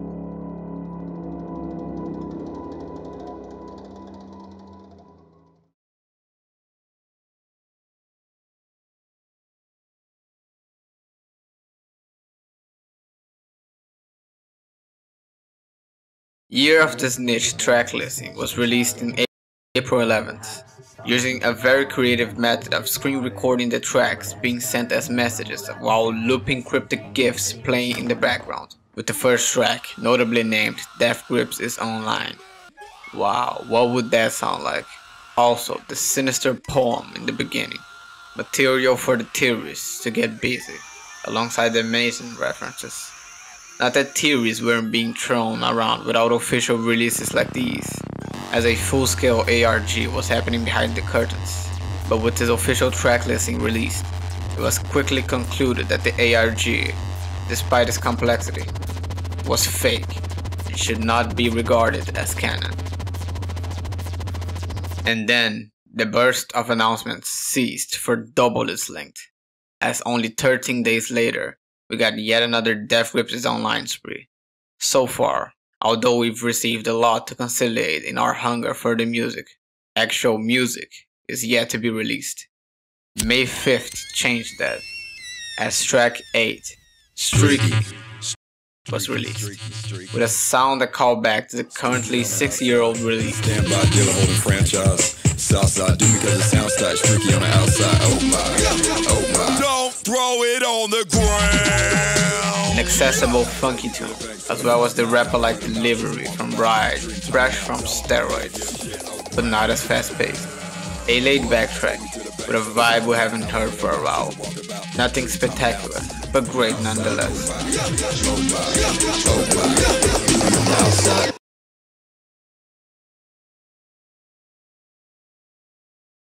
But great enough? Fans began to wonder if the album was going to end up like yet another accessible release, as Bottomless Pit showed itself to be, while fans of Niggas on the Moon and No Love would be left with no boundary challenging sounds to enjoy. Discussions in regards to the need of abrasive music and if it'd be better for the band and the fans happened often during the hype.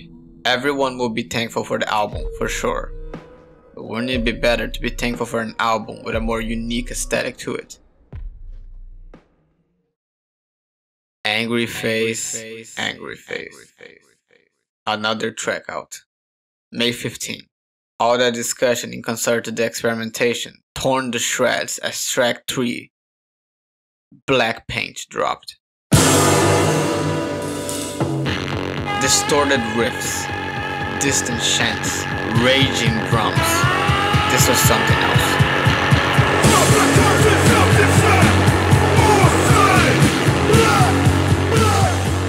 A relentless hard rock piece filled with an intense vocal performance and an amazing jam for the middle sections, added with satanic lyricism to push the edge of the track even further, blasting with bass and punchy kicks, alongside rise booms throughout the track.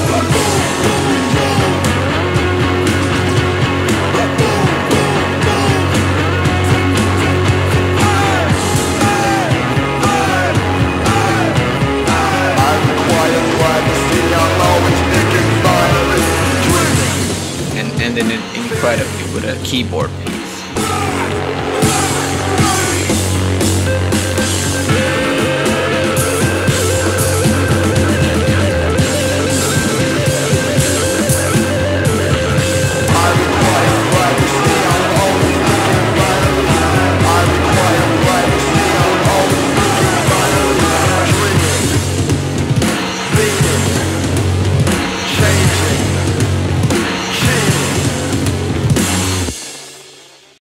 Damn, could anything top this?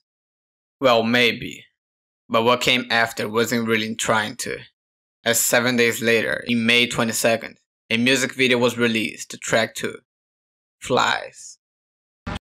Should the opportunity arise, vomit me, flies, vomit me, together in one. Clearly another less abrasive one, but finally showing visuals edited by the band. Ride constantly changes flows and delivery as the track goes, shifting from angry shouting to ash-like rapping. Rubberized! Skin rubberized. For your entertainment! Got 2 cents, save it. Dosing out the emerald bank with vagrants. But maintaining the airflow on the destination. Should the opportunity arise, vomit me, flies, vomit me, together in one, several times. Should the opportunity arise, vomit me, flies, vomit me. And visually, it called back to the ex-military music videos, with certain parts of it fitting a 4:3 aspect ratio, like most of their old videos. Flashing photographs of Ride jumping around an yin-yang symbol on a parking lot, flashing like full moon, and certain portions of it being filmed in 16:9, but inside a box with a loose camera recording a screen of a recording of Ride, perhaps a callback to Spread Eagle. And just before the track is over, a recording of a beach with a black sky, and sinister additions to such footage, guillotine-like removal of the background. Boys been feeling a bit nostalgic, I guess.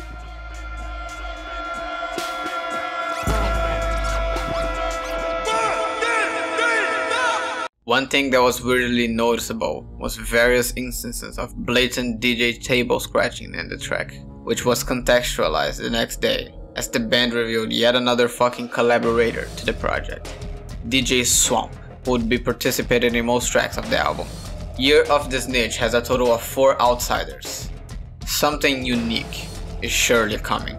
So unique that theories were thrown left and right, overflowing the Reddit, one more ridiculous than the other, and mostly just mocking the stupidity of attempting to predict the release, rather than just wait for it to happen.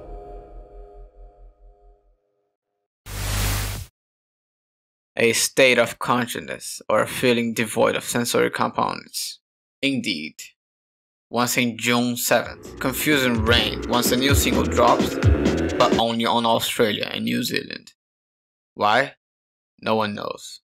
Definitely not a planned move from the band, as only in the next day the single was properly released worldwide. Ha ha ha. Wherein everyone wondered if there was something wrong with their audio setups, as the track has some questionable mixing and sample of variable bit rates.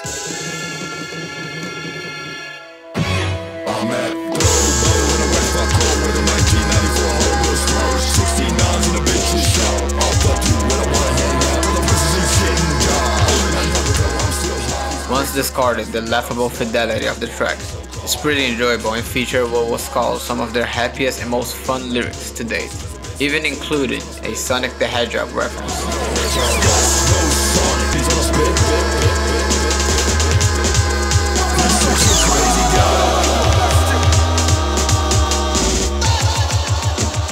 And hey, the tweet announcing the release of the track featured a release date for the album, finally confirmed. After all this hype building and teasing, we could now wait, knowing when it would come, although it would still take a while.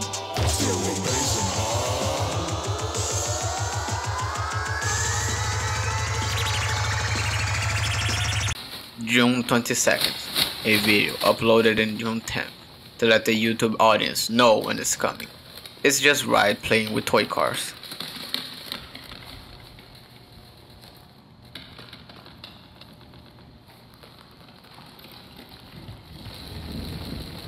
And for those who wondered what the features would contribute to the sound of this album, Dilemma, uploaded in June 15th, showed what Andrew would be doing sonically. February 20th, Los Angeles, California. I'm in the studio with Death Grips. They're working on their new album at Sunset Sound Studios, 6650 Sunset Boulevard. A quick interlude, followed by a weird but intense build-up, using weird synths and horns on his way to start the rock-like track.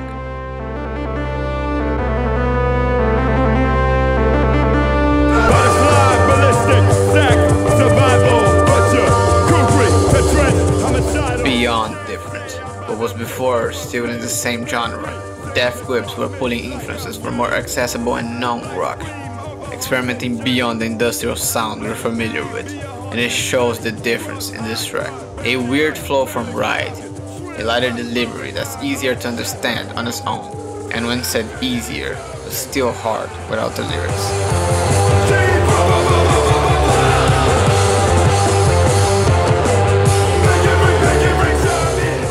And the riffs in this makes for an enjoyable jam.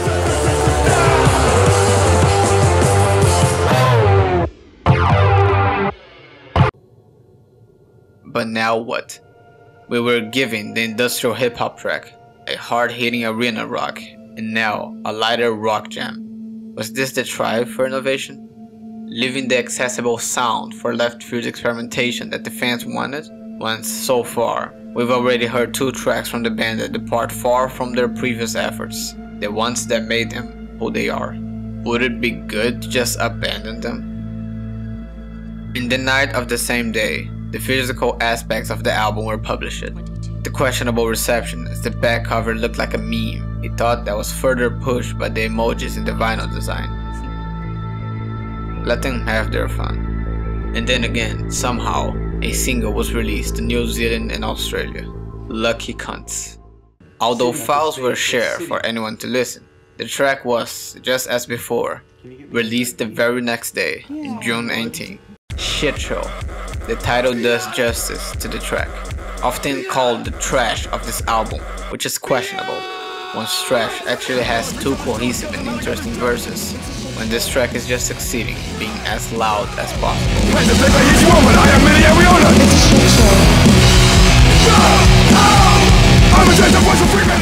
But no cohesion ex-military samples in the beginning further pushed the nostalgia thing, and the absurd music video you're seeing was posted 2 days after the worldwide release, and it's easily Death Grips' nastiest music video. So nasty, in fact, not even YouTube could bear it, as they strike the video for sexual content, which mostly includes Zachary's ass being in plain sight. At least not the first time sexual content got the band a YouTube strike. The band re-uploaded the video on Vimeo after that, so such site would have been lost. And to add to that shit show, another retweeting session at the night of June 18th and June 20th, the date of the music video, another retweeting session.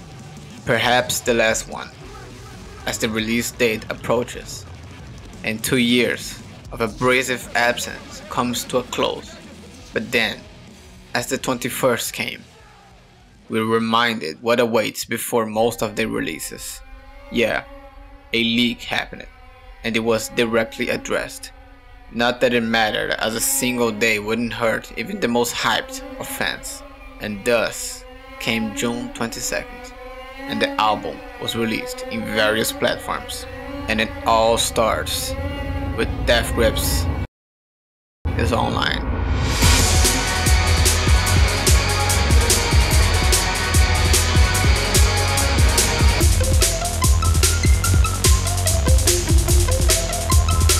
Stands on the Trans Jam.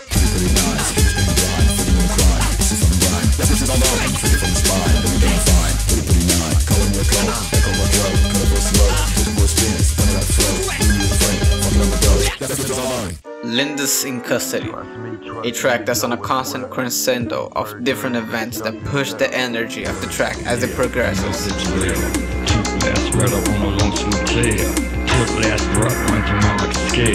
Compromise your position, become theirs. Devils can't fake you, got the rhythm, yeah, beat it like the devils can't. Before fading such energy into a calm transition to the instrumental of the horn session, the track that prides in showing off the Lucas samples, alongside Zach's typical insane drums that carry the track through its length.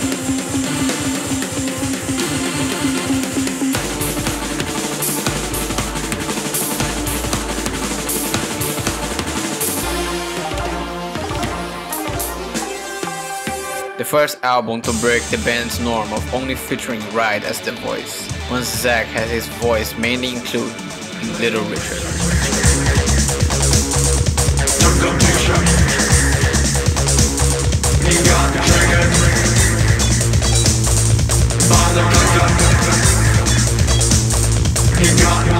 Although the track received a bad reputation for its weird vocals and messy progression, despite featuring an interesting lo-fi and futuristic sounding instrumentation. Thus comes The Fear, instrumentation focusing on piano chords and Zach's drums, before flowing to a jammy hook with chill riffs, which quickly turns into harder notes.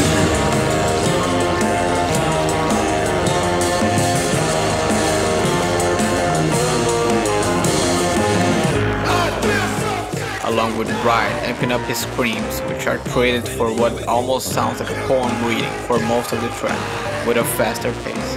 A track to bring this title to the listener. Off your mind must win. This is not my ditch. All that is with you. Coast torn and one with fear.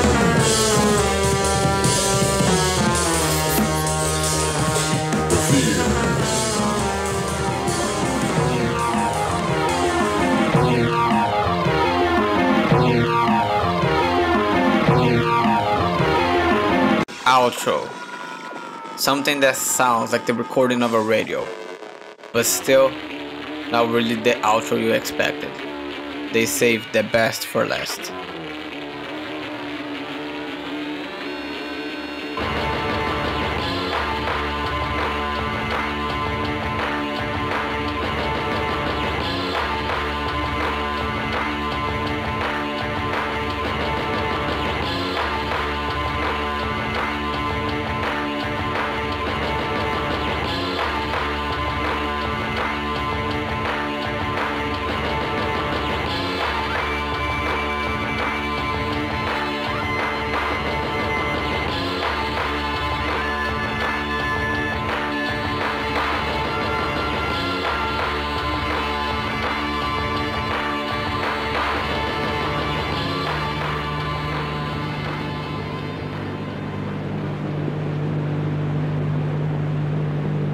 Disappointed. A quick return to the screams in anticipation to the reception of this album, and the band's decision to distance themselves from the industrial sound for this one project, and maybe others ahead.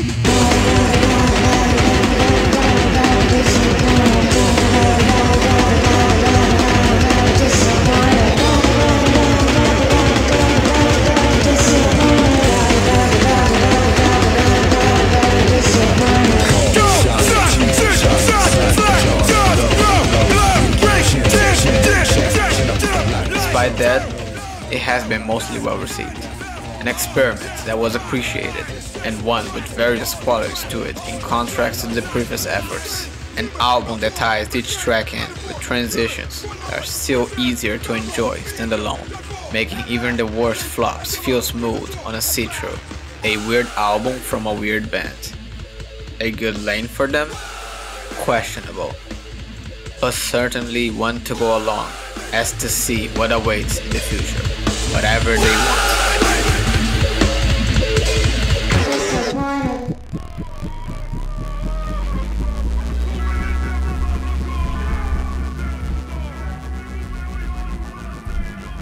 Years in the game, and yet to disappoint.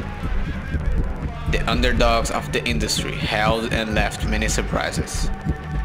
And for years of existing, the real surprise is their consistency to surprises. Groundbreaking is an understatement, and what is to come is nothing to be guessed, as they've shown how futile it is to attempt a prediction upon whatever awaits ahead. Desensitized from the start, and still creeping fear in their sound.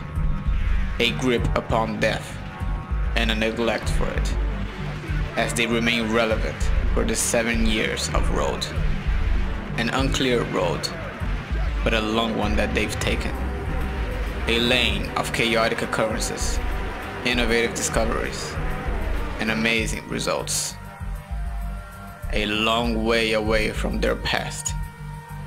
MXL POX, A2 B2, Scuzzy, all left behind for a trip, together as one. All left for the path of Death Grips. It's a blast, it goes right through your skull.